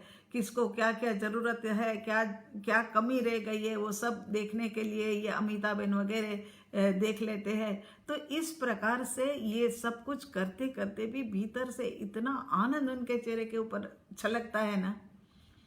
कितनी ही बार ऊपर नीचे कर लिया हो, कितनी बार इधर से उधर कर लिया हो, कितना ही काम कर लिया हो, मगर नहीं, शिविर होने वाली है, शिविर होने वाली है। तो ये संयम साधन राग, उनके चेहरे की चमक एक अलग ही होती है। उनको काम करके भी थकान नहीं लगती है।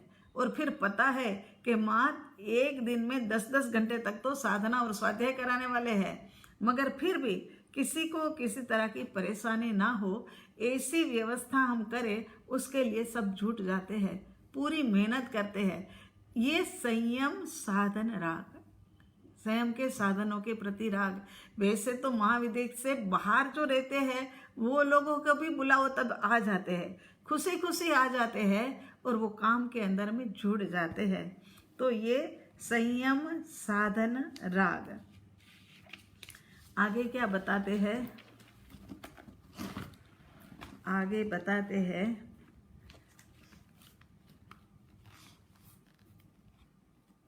जगत इष्ट नहीं आत्म से मध्य पात्र महाभाग्य। जगत इष्ट, उनको जगत इष्ट नहीं लगता है, उनको आत्मा के अंदर में ही रुचि आती है। ऐसे व्यक्ति जो होते हैं ना, वो ऐसे समझ लेना कि महाभाग्यशाली है और मध्यम लक्षण वाले ये लोग हैं, ऐसे समझ लेना। जगत इष्ट नहीं, इनके लिए जगत इष्ट नहीं है उनके लिए, और सच में ही ऐसा हो गया है। महाविद्य क्षेत्रम के अंदर में देखो, परिवारजन जो पहले के थे ना, अब तो बोलते हुए भी अजीब लगता है, ननंद और जेठ और जेठानी और देरानी और ये, और क्योंकि एक ही शब्द में सब आ गया, प्रभु। सभी के भीतर में विराजमान प्रभु, बस इतना ही बोलते हैं। तो यहाँ पर वो सब जो पारिवारिक संबंध थे ना, वो तो एक तरफ रह गए, और ये महाविद्य क्षेत्रम का जो संबंध है ना, वो सारा सर्वे सर्वा हो गया। एक व्यक्ति कोई बीमार है तो न जाने कितनी ही आगता स्वागता किस प्रकार से उनको ठीक हो उसके लिए की जाती है। एक सविता प्रभु ने संथारा लिया, लेकिन उनके संथारे को सफल बनाने के लिए कितने लोग पीछे लगे हुए थे, और यहाँ तक कि संथारे के अंदर में संभाव बना रहे उसके लिए तो लगे ही हुए थे। लेकिन उनकी यहाँ से जब यात्रा निकले, महायात्रा निकले अंतिम समय पर, वो भी ऐसी दबदबा वाली होनी चाहिए। उसके लिए भी अरिहंत नगर वाले सारे लग गए थे कि अच्छे से अच्छे, बढ़िया से बढ़िया उनके लिए पालकी बननी चाहिए। ये क्या है, कौन सा रिश्ता? ये रिश्ता आत्मा का है। चाहे हम इन रिश्तों से, पारिवारिक रिश्तों से नहीं मिले, लेकिन ये हमारा मिलना जो है ना, आत्मार्थ के रिश्ते से हुआ है। कहीं ना कहीं ऋणानुबंध बन गया। तो इस कारण से यहाँ पर कहते हैं कि जगत इष्ट नहीं आत्म से मध्य पात्र महाभाग्य। उसके बाद में आती है 11वीं गाथा। 11वीं गाथा में कि नहीं तृष्णा जीने की हो, मरण योग नहीं क्षोभ। अब तो कैसा हो गया है कि जीवन के प्रति जीने की इच्छा भी नहीं है, और मरण आ जाए तो कोई डर भी नहीं है। कोरोना आ जाए तो आ जाए, है ना, कोरोना आ जाए तो आ जाए, उससे कोई डर भी नहीं है, और जीने की तृष्णा भी नहीं कि नहीं ये कोरोना से बच जाए, नहीं तो कहीं हम मर जाएंगे और जीना है अभी, ऐसी भी कोई तृष्णा नहीं है। महापात्र इस मार्ग के परम योग, जिन्होंने परम योग मतलब योग को जीत लिया है, जीत लोभ माने परम योग को जीत लोभ जीत लिया है। ना मृत्यु का डर है, ना जीने की आशा है, कुछ भी नहीं। जिए तब भी अच्छा है, मरे तब भी ठीक है, वो तो एक दिन होना ही है। ऐसा सोच करके उनके योगों को उन्होंने जीत लिया है, साधक ने जीत लिया है। ऐसे परम योग जीत लोभ। लोभ आदि माने मृत्यु का लोभ भी नहीं है, कभी और जीवन जी लेवे और जी लेवे, मृत्यु का डर भी नहीं है। और ये योगों को जिन्होंने जीत लिया है वो है महापात्र, उत्कृष्ट पात्र है वो, ये बात यहाँ बताई है। उसके बाद में अब आता है नीचे, अभी 3 स्ट्रेंजा है, और आवत बहु सम देश में छाया जाय समाय, आवत ऐसे स्वभाव में मन स्वरूप भी जाय प्रभुवर, मन समूप भी जाय, उपजे मोह विकल्प से समस्त यह संसार, अंतर्मुख अवलोकन से विलय होता नहीं वार, गुरुवर विलय होता नहीं वार। तो क्या कह रहे हैं यहाँ पर? बहुत ही अच्छी बात बताई है यहाँ पर कि सूर्य आवत बहु सम देश में छाया जाए समाए। सूर्य जब हमारे शीर्ष के ऊपर आ जाता है, दोपहर के 12 बजे का समय हो जाता है, तब हमारी छाया परछाई दिखाई नहीं देती है। तब छाया हमारी कहाँ, अंदर ही अंदर में समा जाती है ना। आवत बहु सम देश में छाया जाय समाए। आवत ऐसे स्वभाव में, इसी प्रकार से जो अपने स्वभाव में आ जाते हैं, उनका मन स्वरूप, उनका मन भी जो है ना, वो अपने भीतर स्वरूप के अंदर में समा जाता है। बहुत अच्छी बात बताई कि उसके बाद कहते हैं उपजे मोह विकल्प से। ये समस्त संसार मोहनीय कर्म के कारण से ही है। किसी के प्रति मोह उठा विकल्प करते हैं, जैसे कि अपना बेटे बेटी कहीं और पढ़ाई के लिए गई हो, या अपनी बेटी को ससुराल भेजा हो, तो हमें मतलब मोहनीय कर्म के कारण से उनके विकल्प उठते रहते हैं। और ये जो मोहनीय कर्म के कारण से विकल्प उठते हैं ना, इसी कारण से मतलब ये समस्त सारा संसार है। संसार बढ़ाने का कारण मोहनीय कर्म है। मोहनीय कर्म के कारण से ये संसार हमारा बढ़ता है। और जिन्हें मोक्ष में जाना है, उनको तो सभी कर्मों की निर्जरा करनी होगी। सम्यक दर्शन की प्राप्ति के बाद हमारी सिद्धालय की यात्रा शुरू होती है। जन्मों जन्म के मोहनीय को टालने के लिए जन्मों जन्म नहीं लगते हैं। जन्मों जन्म के मोहनीय कर्म को टालने के लिए जन्मों जन्म नहीं लगते हैं। अमावस्या की काली काजिरी जो रात है ना, उसको वो अंधकार को हटाने के लिए हमें इतना ही प्रकाश नहीं लाना पड़ेगा। एक छोटा सा दीपक चालू कर लेंगे तो वो अंधकार छट जाएगा। वो है ना, कमरे का अंधकार छट जाएगा। इसी प्रकार से यहाँ जन्मों जन्म के मोहनीय कर्म को हटाने के लिए बस स्वरूप का ज्ञान हो जाए तो ये जन्मों जन्म का अंधकार जो है ना, वो मिट जाएगा। मोक्ष सरल मार्ग को सरल बताने के लिए परम कृपालु देव ने एक जगह कहा है, यह वचनामृत में ही है, और उनकी अंगत डायरी एक जो हमारे पास है ना, उसमें भी है। उसके अंदर में भी लिखा हुआ है कि कमर झुका, गुजराती में है, गुजराती में हमें बहुत अच्छा लगता है बोलना, कि कमर वाड़ी वाड़ी ने मार्ग नो कचरो काढ़्यो छे, हवे मुमुक्षु होय ई आ मार्ग ऊपर चाल्या आवे। अब हिंदी करके बताते हैं कि कमर झुका झुका करके मार्ग के कचरों को हटाया है।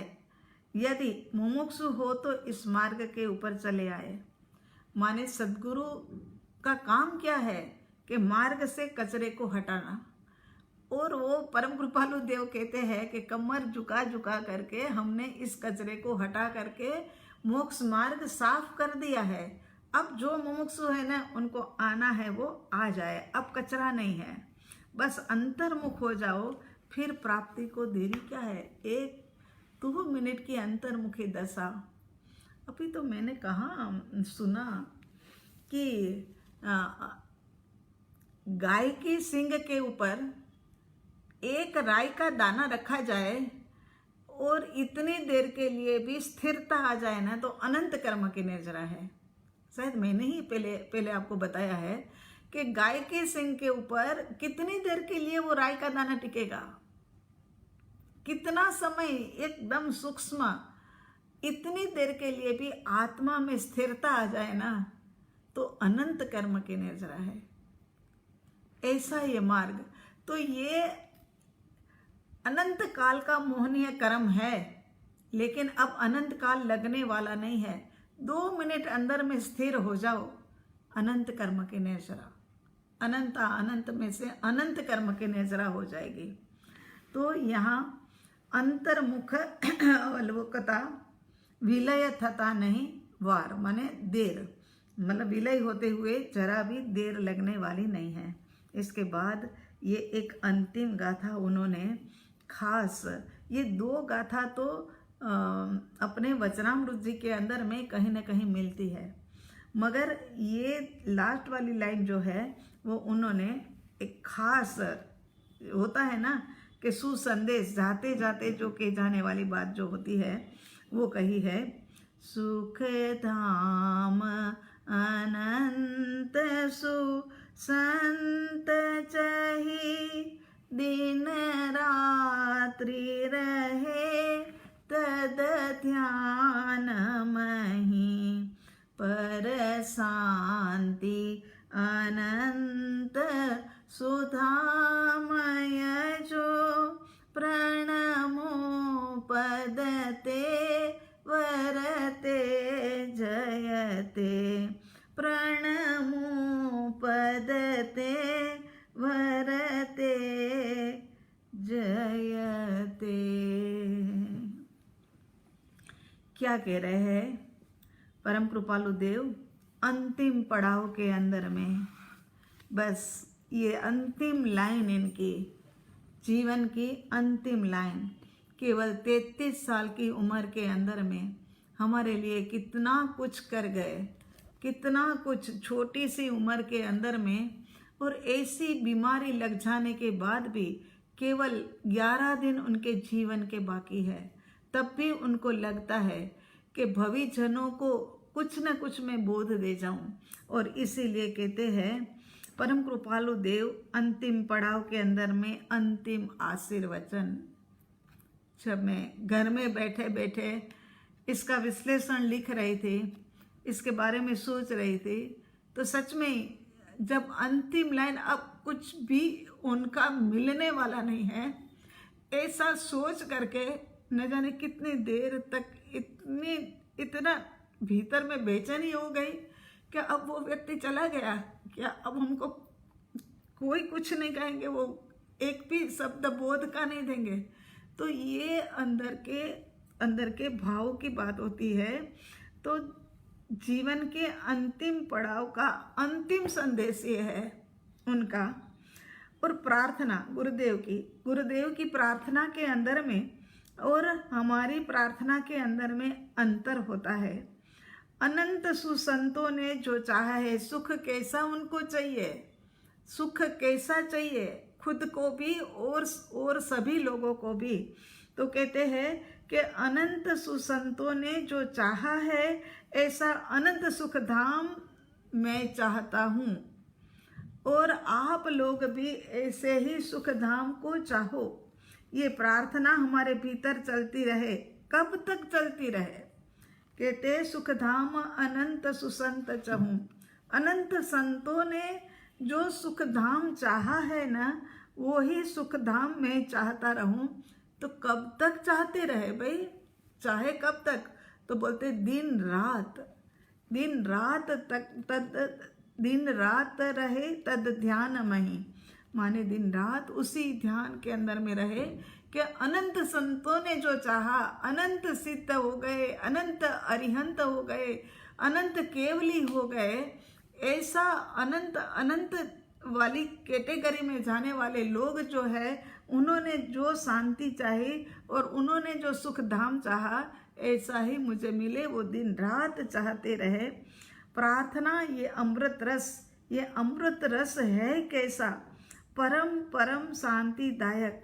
ऐसी परम शांति पद में जो विराजमान है, उनको मैं प्रणाम करता हूँ। पहले कहते हैं कि अनंत साधु संतों ने और सुखधाम प्राप्त करने वालों ने जो प्राप्त किया है, उसी के अंदर में मैं दिन रात रहूं। उसके बाद कहते हैं कि ऐसी अनंत सुधामय शांति को प्राप्त करने वाले जो लोग हैं और परम शांति के अंदर में विराजमान हो गए हैं, ऐसे जीवात्माओं को शांति पद में विराजमान है, उनको मैं प्रणाम करता हूँ। ये इनका अंतिम वाक्य। कैसी कितनी तकलीफ होगी। अंतिम समय तो बहुत ही भयानक होता है, लेकिन फिर भी इनके भीतर के भाव देखो कि बस मुझे अब ऐसा ही सुख चाहिए। तो ये अंतिम उपदेश यहाँ पर संपन्न हो रहा है। मगर मुझे लग रहा है कि ध्यान का टाइम नहीं रहेगा। अगली बार अपन खाली ध्यान और गहरा ध्यान और भावना तो यही है कि केवल ज्ञान का जो ध्यान अपन कराते हैं वही वाला ध्यान कराए। फिर भी देख लेते हैं कैसे रहता है। आज्ञा के ऊपर बात होती है। तो यहाँ बहुत ही अच्छे से ये अंतिम उपदेश हम लोगों ने समझा कि जो जोगी जन कौन है, अनंत सुख स्वरूप जिनको प्राप्त करना है उनको जोगी जन कहा जाता है। अनंत सुख कहाँ से मिलेगा? तो मूल शुद्ध पद आत्म पद से ही मिलेगा। और वो किससे प्राप्त हो सकेगा? तो कहते सहयोगी जिन स्वरूप जो होंगे उनसे ही प्राप्त हो सकेगा। आत्म स्वभाव अगम्य है। अवलंबन आधार, किसी ना किसी का आलंबन चाहिए होगा, क्योंकि हमें गम नहीं है। गम माने हमें पता नहीं है। जिन पद से दर्शाया है वह स्वरूप का प्रकार जिन पद के अंदर में बताया है। और जिन पद निज पद को एक प्लेटफॉर्म के ऊपर आकर के खड़ा कर देवे, ऐसे शास्त्र तो सुखदायी होते हैं। लेकिन शास्त्र के नाम से जो आज भेदभाव विखवाद खड़ा हो गया है वो नहीं होना चाहिए। जिन प्रवचन दुर्गम्य है, अतिशय बुद्धि वाले व्यक्ति जो होते हैं ना, वो भी ये जिन प्रवचन के अंदर में समझ कुछ नहीं पाते हैं, उनको भी आलम्बन लेना पड़ता है। किसका? तो सुगम और सुख खान जो है ना, ऐसे श्री सद्गुरु भगवंत का आलम्बन लेना पड़ता है। उपासना जिन चरण की अतिशय भक्ति सहित, जिनके चरण की उपासना, जिनेश्वर परमात्मा के चरणों की उपासना अतिशय भक्ति, मुनिजनों के प्रति अत्यंत आनंदित भाव और अपने संयम योग जो है वो कम होते जाए। गुण प्रमोद अतिशय रहे, भीतर में गुणियल देखो, गुणवान लोगों को देखे तो इतनी खुशी बरते और हमारा स्वयं का योग जो है ना अंतर्मुख होने लगे। होता है कई बार ऐसे व्यक्ति से मिलते हैं, जैसे कि ईडर के अंदर में राकेश भाई है, उनको मिलो, अपने आप से अंतर्मुखी दशा आ जाती है। ये हमने तो कई बार ऐसा अनुभव किया है, मिले हैं तब तक। तो ये ऐसे अंतर योग प्राप्ति से सदकृपा से जीन दर्शन अनुयोग, ये सारी बातें सदगुरु कृपा से ही अपने को समझ में आएगी। प्रवचन समुद्र सिंधु में उलटी आए, ऐसे उलट जाता है समुद्र, सारा का सारा गागर के अंदर बूंद के अंदर समा जाए। इस प्रकार से सत्पुरुष की वाणी होती है, इस प्रकार की कि सारी बातें समझ आ जाती है। 14 पूर्व का सार जो है उन्होंने आत्मसिद्धि शास्त्र के अंदर में दे दिया। हम तो कहते हैं लंबी चौड़ी बातों में नहीं जा कर के आत्मसिद्धि शास्त्र का रसपान करते रहे, गुरु शिष्य का संवाद सुनते रहे। मंद विषय कसाय रहित जे, यहाँ पर कहते हैं कि जो विषय कसाय से सहित है उनके लिए सद्गुरु मिले हैं तो भी नहीं मिलने के बराबर ही रहा, क्योंकि योग मिलने पर भी उन्होंने योग में जो काम करना चाहिए था ना वो काम नहीं किया। इस कारण से उनको योग मिला है, वो अयोग हो गया। मंद विषय सरलता सह आज्ञा विचार, ये भूमिका, क्या हम अपने आप के अंदर में देखें कि हमारे विषय मंद हो रहे हैं, हमारे भीतर में सरलता है। कोई कुछ कहता है तो फिर उसके पीछे पड़ तो नहीं जाता, रे ये तो ऐसे ही बात कर रहे हैं, ऐसा कुछ होता नहीं है, ऐसी बातें नहीं। किसी की बात नहीं ठीक लगती है, ठीक है सुन लो, मगर कोई प्रतिक्रिया नहीं करो। सह आज्ञा सुविचार, अपने लिए सद्गुरु की आज्ञा का विचार करो, दूसरों के लिए नहीं करना। करुणा कोमलतादि गुण प्रथम भूमिकाधार, मतलब करुणा कोमलता आदि होना चाहिए। द्वितीय मध्यम के अंदर में क्या होना चाहिए? तो कहते रोके शब्दादिक मही संयम साधन राग, शब्द के विषय को रोक दिया जाए। शब्द आदि विषय जो है ना, उसको जहाँ तहाँ जैसे मर्जी मतलब यूज ना किया जाए, और संयम के साधनों के प्रति का राग रहे।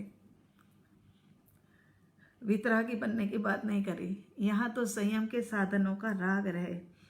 नहीं तृष्णा जीने की है, ना मरने का योग। कोई क्षोभ नहीं है, किसी भी प्रकार का क्षोभ नहीं है यहाँ पर। और जो व्यक्ति ऐसा है कि जीने की इच्छा नहीं, मरण का डर नहीं, ऐसा व्यक्ति ने समझ लेना कि सभी योगों को जीत लिया है। और जब दोपहर का समय होता है, सूर्य शीर्ष के ऊपर होता है, इसी प्रकार साधक की साधना सब शीर्ष के ऊपर पहुंच जाती है, तब आत्मा के अंदर में मन समा जाता है और मोह विकल्प से सारा संसार है ऐसा समझ करके अंतर्मुख हो जाओ। अंतर्मुख हो जाओगे तो अब ये संसार का विलय होते हुए देर नहीं लगेगी। सुख धाम अनंत सुसंत, अनंत अनंत संतों ने जो चाहा है ऐसा सुख धाम मुझे भी चाहिए। कब, और उसका ही मैं ध्यान करता रहूं। तो कब तक ध्यान करूं? तो बोले दिन रात करते रहो। जैसे 37 नंबर के पत्र में कहा था ना कि भाई कब तक मैं ये करता हूं, तो बोले कि ये तो जब तक तेरे को अपनी आत्मा की अनुभूति ना होने तब तक करना होगा। परम शांति अनंत सुधामय है। यहाँ पर कहते हैं कि ये जो शांति है ना, ऐसी है, अमृतमयी है। ये शांति से कभी भी उब जाए ऐसा नहीं करे भाई ये तो कोरोना के कारण से घर में ही पड़े पड़े थक गए हैं, ऐसा नहीं है। ऐसे जो परम शांति के अंदर में विराजमान है उनको मैं प्रणाम करता हूँ। यही बात यहाँ पर कही है। यहाँ पर साधना स्वाध्याय संपन्न। ओम शांति। सूचना के रूप के अंदर में सूचना दे देते हैं। एक तो पेपर आने शुरू हो गए हैं, उत्तर पुस्तिका आने शुरू हो गई है, हमारे पास आ गई है। हम दीपिका प्रभु के पास पहुंचाएंगे। दीपिका प्रभु के घर पर है ना, वो ऊपर रहते हैं बहुत ज़्यादा और नीचे वो डाल करके चले जाए पता नहीं लगता है, तो कहीं पेपर इधर उधर ना हो जाए, इस कारण से ये हमारी ऑफिस के एड्रेस से मंगाया है। अब सारी जो है उत्तर पुस्तिका वो वहाँ पर पहुँचा दी जाएगी। जल्दी से जल्दी करिए। उसमें 2-4-5 दिन अगर लेट भी हो जाओ तो भी जितना उत्साह से करोगे आपके लाभ के लिए है और गुरु आज्ञा का पालन भी है। दोनों ही बात का ख्याल रखते हुए मतलब उत्तर पुस्तिका जल्दी से भेजिए। दूसरी बात, 25/10 को माने संडे के दिन परम कृपालु देव का महाविद्य क्षेत्रम के अंदर में स्थापना दिवस है और 10 साल पूरे हो रहे हैं। 10 साल शुरू हो रहे थे, इसी निमित्त से ये पत्रांक हमने शुरू किए, लेकिन बहुत ही आनंद आ रहा है। अब पत्रांक लगता है कि आगे पत्रांक ही लेते जाए। अब उसी के अंदर में से, क्योंकि अकेले बैठ करके अगर हम समझने बैठे तो समझ में आए ऐसा नहीं है। अतिमतिमान, थकते अतिमतिमान, चाहे कैसे ही बुद्धिशाली हो, मगर हम कहें कि ये अपने आप से पढ़ लेना, पढ़ा भी है आपने, लेकिन आपकी इतनी समझ में नहीं आया होगा जितना अब अपन साथ में मिलकर के कर रहे हैं और समझ में आ रहा है उतना। तो इसी निमित्त से अपन ये 1 साल से चला रहे थे। कुछ और भी घोषणाएं वो समय पर करी थी कि परम कृपालु देव की आत्मस्थिति का पारायण 10 घरों के अंदर में करना, लेकिन कोरोना के कारण से वो तो हो नहीं पाया है। आगे कभी भी संभव होगा तो अपन कर लेंगे।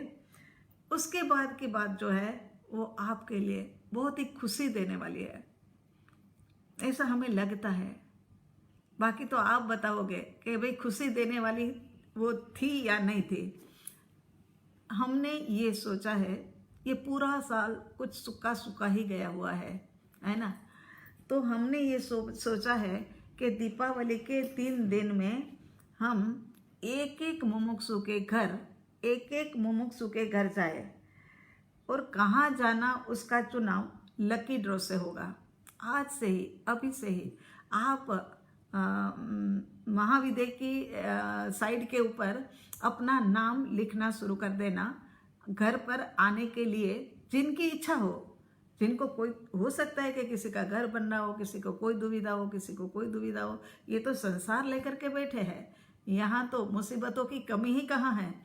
लेकिन जिनकी अनुकूलता है वो अपने नाम लिख करके यहाँ पर मतलब महाविद्या की साइड के ऊपर डाल दे रहे हैं, और उसके बाद में उसमें से लकी ड्रॉ निकालने का काम तो अश्विनी प्रभु और खुशहाली का। आगे तो हमें कुछ करना नहीं होता है। उसमें से कैसे निकाला जाए, क्या किया जाए, वो सब उनकी हेडेक। वो दोनों मिल करके कैसे करना होगा वो सब पक्का कर लेंगे। ये शुक्रवार से लेकर के अगले शुक्रवार तक नाम जितना आ जाएगा उतनी पर्ची बन जाएगी, और उसके बाद में अगर संभव होगा तो कुछ लोगों के सामने ही वो पर्चियाँ निकाली जाएगी और उनका नाम घोषित किया जाएगा। उनके एक के घर हम जाएंगे दोनों, और हम लोग जाएंगे और आधा पौना घंटा बैठेंगे, ज़्यादा बैठेंगे भी नहीं, क्योंकि त्योहार के दिन है, आप भी व्यस्त होंगे। ये तो हमने खास आपकी खुशी के कारण से ही ये प्रोग्राम को सोचा है। तो अपना नाम लिखना, ये हमारा स्वाध्याय पूरा हो जाने के बाद तुरंत लिखना शुरू कर देना, ताकि आपकी भावना के अनुसार उसके अंदर में लकी ड्रॉ में आपका नाम भी आ जाए। और अश्विनी प्रभु खुशहाली प्रभु को कहना कि 3 नाम 3 दिन के, गुरु शुक्र, बुध गुरु और शुक्र। शनिवार की तो दिवाली है ना, तो बुध गुरु और शुक्र 3 दिन के लिए 3 जगह पर जाएंगे। ठीक है, हाँ चलो मंगल पाठ। सर्वमंगलमांगल्यं सर्वकल्याणकारणं प्रधानं सर्वधर्माणां जैनं जयति शासनं, जैनं जयति शासनं। शांति शांति शांति।